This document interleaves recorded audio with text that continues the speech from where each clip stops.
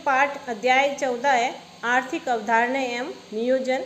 तो आर्थिक अवधारणाओं में देश की राष्ट्रीय आय के बारे में, प्रति व्यक्ति आय के बारे में ये बताया जाता है कि एक देश में प्रति व्यक्ति कितना कमाता है या उनकी आय के कौन कौन से साधन है, एक देश की आय कितनी है, क्योंकि आय के आधार पर हम विभिन्न देशों की तुलना है वो कर सकते हैं। आय के साथ साथ में इसमें देखो शिक्षा है, स्वास्थ्य है, इनको भी इसमें शामिल किया जाता है और इन्हीं के आधार पर विभिन्न देशों की वो तुलना की जाती है।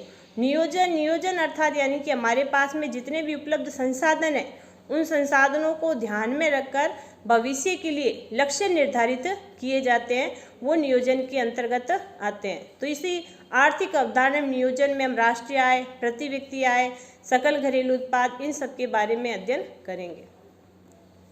इस लेसन से भी छोटे वाले जो क्वेश्चन आते हैं जिनकी उत्तर सीमा हमें लगभग 20 शब्दों में देनी होती है, 3 प्रश्न आएंगे और जो 1-1 नंबर के होंगे।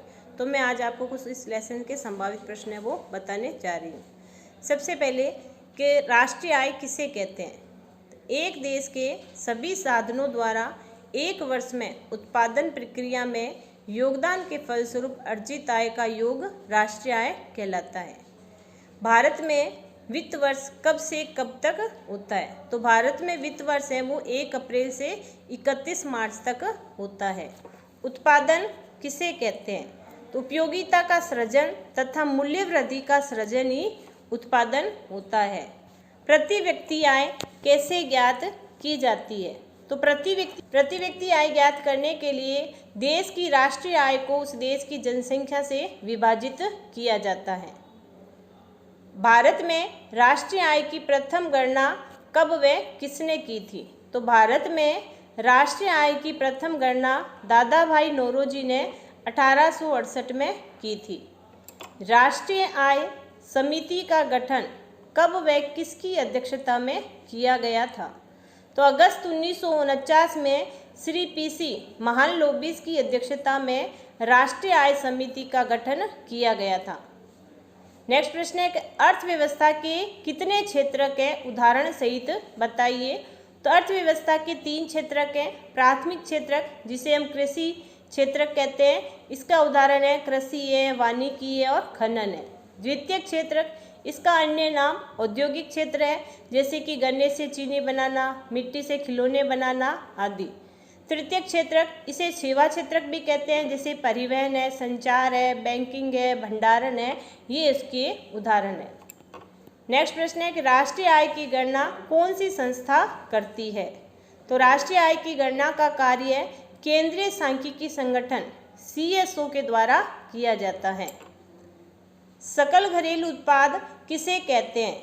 एक देश की घरेलू सीमाओं में एक वर्ष में उत्पादित समस्त अंतिम वस्तुओं और सेवाओं के मौद्रिक मूल्यों का योग सकल घरेलू उत्पाद या GDP कहलाता है। आर्थिक वृद्धि किसे कहते हैं? आर्थिक वृद्धि का तात्पर्य बढ़ती हुई राष्ट्रीय आय तथा प्रति व्यक्ति आय से है, ये मात्रात्मक अवधारणा है। आर्थिक विकास से क्या तात्पर्य है? आर्थिक विकास का तात्पर्य बढ़ती हुई राष्ट्रीय आय तथा प्रति व्यक्ति आय में वृद्धि के साथ साथ संरचना, संस्थागत ढांचे, तकनीक व सामाजिक दृष्टिकोण आदि में अनुकूल परिवर्तन है। सतत या धारणीय विकास किसे कहते हैं? जो विकास प्राकृतिक संसाधनों को हानि पहुंचाए बिना किया जाता है उसे हम सतत विकास या धारणीय विकास कहते हैं। नेक्स्ट है समावेशी विकास से क्या तात्पर्य है? समावेशी विकास जो होता है वो समाज में वंचित वर्गों को विकास की मुख्य धारा में शामिल करने पर बल देता है तथा ये सुनिश्चित करता है कि विकास का लाभ समाज के सभी वर्गों तक पहुंचना चाहिए। नेक्स्ट है कि मानव विकास सूचकांक में कौन कौन से 3 आयाम शामिल किए जाते हैं?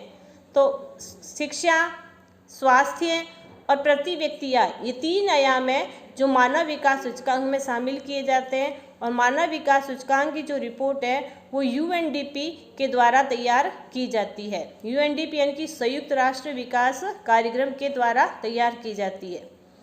आर्थिक नियोजन के प्रथम प्रयास भारत में कब व किसने किए थे? तो आर्थिक नियोजन के प्रथम प्रयास सर M विश्वेश्वरैया द्वारा 1934 में प्रयास किए गए थे उन्होंने अपनी एक पुस्तक लिखी थी जिसका नाम था प्लान्ड इकोनॉमी ऑफ इंडिया। उसमें इन प्रयासों को उन्होंने प्रस्तुत किया था। योजना आयोग का गठन कब किया गया था और वर्तमान में इसका क्या नाम है? तो सन 1950 में योजना आयोग का गठन किया गया था। वर्तमान में इसका नाम नीति आयोग कर दिया गया है और ये नीति आयोग जो नाम है वो 1 जनवरी 2015 को रखा गया था। तो आज हम योजना आयोग को नीति आयोग के नाम से जानते हैं। 12वीं पंचवर्षीय योजना की अवधि क्या थी?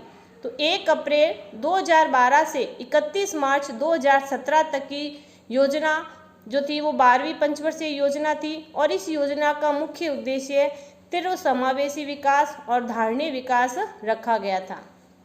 नीति आयोग के अध्यक्ष कौन होते हैं? देखो बच्चों, नीति आयोग के अध्यक्ष जो होते हैं वो हमेशा प्रधानमंत्री होते हैं और वर्तमान में जो प्रधानमंत्री है, प्रधानमंत्री श्री नरेंद्र मोदी, वही नीति आयोग के अध्यक्ष हैं। नीति आयोग की स्थापना के 2 मूल केंद्र कौन कौन से हैं? तो इसके 2 मूल केंद्र, एक है टीम इंडिया हब और दूसरा एक नवाचार हब। ये दोनों जो है वो नीति आयोग के मूल केंद्र माने जाते हैं। देखो बच्चों, ये कुछ पाठ 14 के जो संभावित प्रश्न थे वो मैंने आपको बताए। आप इनसे तैयारी करना और अच्छे से पेपर करना।